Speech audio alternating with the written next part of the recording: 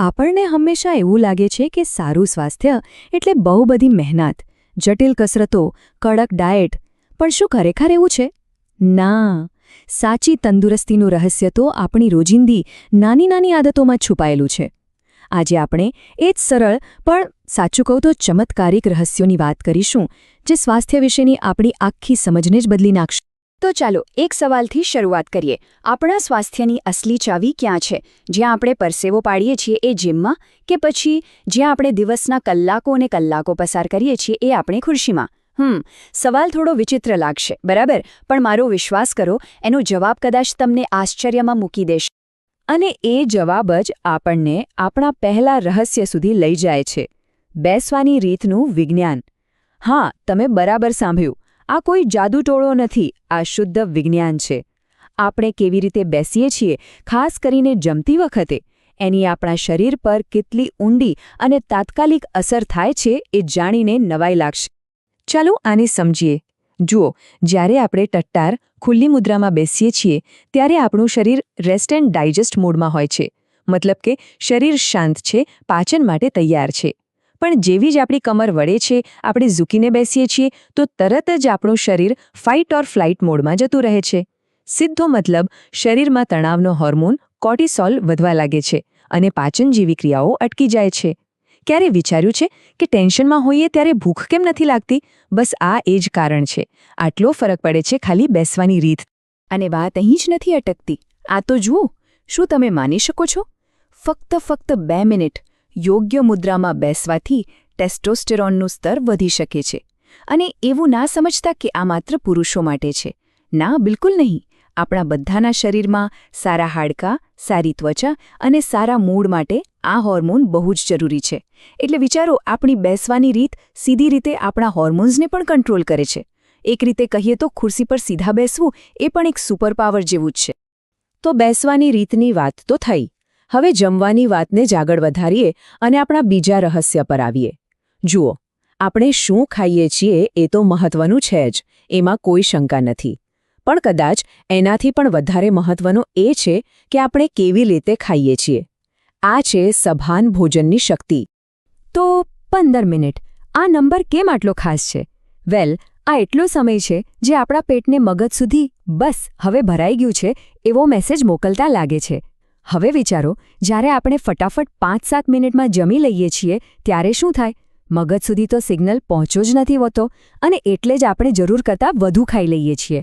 તો ધીમે ખાવું એ કોઈ ફિલોસોફી નથી, એ તો ઓવર ઇટિંગ રોકવાનો એક સિમ્પલ સાયન્ટિફિક હેક છે. તો સવાલ એ છે કે આ કરવું કેવી રીતે? ખૂબ જ સરળ છે.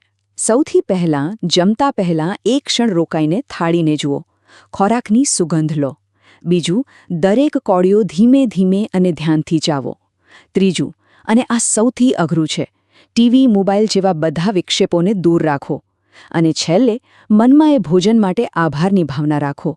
આ કરવાથી માત્ર સંતોષ જ નહીં વધે, પણ શરીર પોષક તત્વોને વધુ સારી રીતે ગ્રહણ પણ કરી શકશે. ટૂંકમાં, જ્યારે જમતા હોઈએ ત્યારે બસ જમવાનું જ કામ કરીએ. ઓકે, હવે આપણે એવા મુદ્દા પર આવી રહ્યા છીએ જે કદાચ તમારી સૌથી મોટી ગેરસમજ દૂર કરી દેશે. આપણને શું શીખવવામાં આવ્યું છે કે ફિટ રહેવા માટે જીમમાં જઈને કલાકો સુધી પરસેવો પાડવો જ પડે. પણ શું હું તમને કહું કે આખી દિવસની નાની નાની હલચલ એ 1 કલાકના વર્કઆઉટ કરતાં પણ વધુ ફાયદાકારક હોઈ શકે છે? ચાલો સમજીએ. આ સમજવા માટે આપણે એક શબ્દને જાણવો પડશે: નીટ. નામ થોડું ટેકનિકલ લાગે છે, પણ મતલબ એકદમ સિમ્પલ છે. નીટ એટલે એવી બધી કેલરીઝ જે આપણે કસરત કર્યા વગર દિવસભરની સામાન્ય પ્રવૃત્તિઓમાં બાળીએ છીએ. જેમ કે બેઠા બેઠા પગ હલાવવો, કોઈની સાથે વાત કરતાં કરતાં ચાલવું કે પાણી પીવા માટે ઊભા થઈને જવું. આ બધું જ નીટ છે. અને હવે આ ચાર્ટ પર નજર કરો. આ આંકડા ખરેખર આંખો ખોલી નાખે એવા છે. જુઓ, આપણી આખા દિવસની કેલરી બર્નમાંથી જીમમાં કરેલી કસરતનો ફાળો માંડ 5થી 10% હોય છે. જ્યારે નીટ એટલે કે પેલી નાની નાની હલચલ, એનો ફાળો જુઓ, 20થી 40% સુધીનો હોઈ શકે છે. મતલબ સાફ છે, આખો દિવસ ખુરશી પર બેસીને સાંજે 1 કલાક જીમમાં જવાથી એટલો ફાયદો નથી થતો જેટલો આખો દિવસ થોડું થોડું હલનચલન કરવાથી થાય છે. આ કેટલું પાવરફુલ છે! તો સવાલ એ છે કે આ NEAT-ને આપણા જીવનમાં કેવી રીતે વધારી શકાય? બહુ જ આસાન છે. દર અડધા કલાકે ફક્ત 1 મિનિટ માટે ઊભા થઈ જાઓ. ફોન પર વાત આવે તો બેઠા બેઠા નહીં, ચાલતા ચાલતા વાત કરો. પાણી પીવા માટે પણ થોડું ચાલીને જવું પડે એ રીતે બોટલ દૂર રાખો. અને હા, લિફ્ટને બાય બાય કહીને સીડીઓનો ઉપયોગ કરો. આ બધી નાની નાની વસ્તુઓ તમારા મેટાબોલિઝમને આખો દિવસ એક્ટિવ રાખશે. ખુરશીને દુશ્મન નહીં, પણ હલચલ કરવા માટેનું એક રિમાઇન્ડર બનાવો. અને આ બધી વાતોમાં સૌથી રસપ્રદ શું છે ખબર છે? આજે જે આધુનિક વિજ્ઞાન આપણને કહી રહ્યું છે એ બધું જ જ્ઞાન આપણી પરંપરાઓમાં સદીઓથી વણાયેલું છે. આપણા વડવાઓ આ બધું પહેલેથી જ જાણતા હતા. ચાલો જોઈએ કેવી રીતે. આ જુઓ, જમીન પર પલાઠી વાળીને જમવું. આપણે એને જૂની રીત કહીએ છીએ, પણ એની પાછળ વિજ્ઞાન છે. આ રીતે બેસવાથી કુદરતી રીતે જ પેટ તરફ લોહીનો પ્રવાહ વધે છે, જે પાચનને સુધારે છે. સ્થાનિક અને ઋતુ પ્રમાણેનો ખોરાક ખાઓ. એ આપણા શરીરને એ જ પોષક તત્વો આપે છે જેની એ ઋતુમાં તેને સૌથી વધુ જરૂર હોય છે. અને પ્રોસેસ્ડ ફૂડથી દૂર રહેવું એ તો આપણા પેટના મિત્ર બેક્ટેરિયાને બચાવવા જેવું છે. બધું જ કેટલું જોડાયેલું. તો આ બધી ચર્ચાનો સાર શું છે? એક જ વાક્યમાં: ગતિશીલતા એ દીર્ઘાયુષ્યની ચાવી છે. એનો મતલબ એ નથી કે મેરેથોન દોડવી. એનો મતલબ છે સતત હલનચલન, સતત હળવી હલચલ જ લાંબા અને તંદુરસ્ત જીવનનો સાચો પાયો છે. તો આ બધી જાણકારી પછી હવે એક સવાલ, ફક્ત એક. આજે પોતાના સ્વાસ્થ્ય માટે કઈ એક નાની આદત બદલવાનો સંકલ્પ કરશો? શું જમતી વખતે મોબાઈલ સાઇડ પર મૂકશો? કે દર અડધા કલાકે ઊભા થઈને એક આંટો મારશો?